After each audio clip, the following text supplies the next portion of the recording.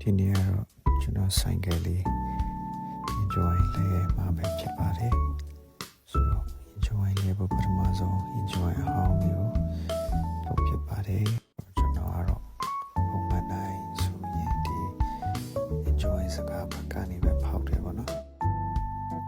ကုန်းဖောက်ပြီးလဲဆိုင်ကယ်ကိုစောင်းဖို့လည်းမမေ့ပါနဲ့အဲ့ဒါမှအဲကျန်နေတဲ့စီတွေအကုန်လုံးထွက်လာမှာပါဒါပြီးရင်တော့ပြီးတော့မှပိတ်တီပြန်ပိတ်မှဖြစ်တယ်။ပိတ်မှလည်းစကားလေးပြောင်းပြန်မတက်မိဘူးကြည့်ဆိုင်ရမှာပါ။နဲ့အရင်မချက်မိဘူးလည်းကြည့်ဆိုင်ပါ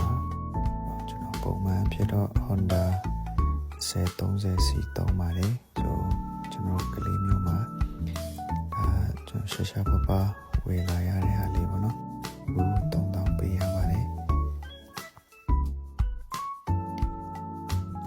ဒီကျွန်တော် screen ပေါ် all chain လေးကိုကျွန်တော် setting ပြန်ချမှာပါ setting ချဖို့ select next set ကိုတွဲဖိထားမှာပါပြီးတော့မှ set ကလုံးနဲ့ all chain ဒီရောက်အောင်တွားရပါမယ်ပြီးတော့မှ select ကလုံးနဲ့ကိုကကီလိုမီတာဘယ်လောက်ထိတတ်မှတ်မလဲပေါ့နော်အဲ့ဒါလေးကိုရွေးပေးလို့ရပါတယ်ဆိုရင်6000ကီလိုမီတာထိရတယ်ကျွန်တော်တို့ကီလို3000မှာ enjoy တစ်ခါလဲရဖြစ်လို့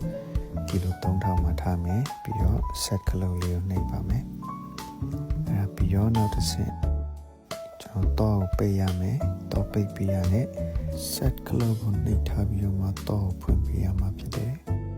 အဲလိုဖွင့်လိုက်ပြီဆိုတော့ all chain လေးပြောက်ပြီပေါ့နော်ဆိုတော့နောက်ထပ်ကီလိုမီတာ3000ဆိုရင် wall chain လေး auto ပြန်ပြပေးပါလိမ့်မယ်အဲကြရင်တော့ enjoy chain ရပါတော့မယ်ပြီးမှကျွန်တော် air cleaner လေးလည်းလှည့်မှာဖြစ်တယ်ဆိုတော့ air cleaner လည်းတော်တော်ကြီးကနေပြီပေါ့နော်ဆိုတော့ကျွန်တော်ပဲလဲလိုက်ပါတယ်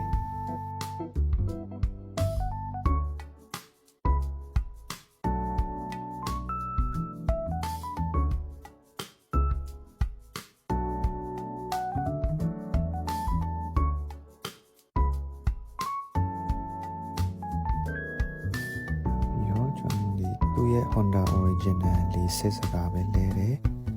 အဲ့ဒါလည်းကျွန်တော်ကလေးမျိုးမှာ3000ဝန်းကျင်ပေးရပါတယ်လေးစစ်စကားတော့တစ်ခါစစ်ပါတယ်ဆိုတော့လိုရရင်တော့လဲတယ်ပေါ့နော် enjoy တော့ကီလို3000မဖြစ်မနေလဲတယ်တရားဝင်ရတော့ကီလို6000မှလဲတယ်ပြီးတော့ရေစင်းုံကြတော့ကီလို6000လောက်မှလိုရရင်လဲပါတယ်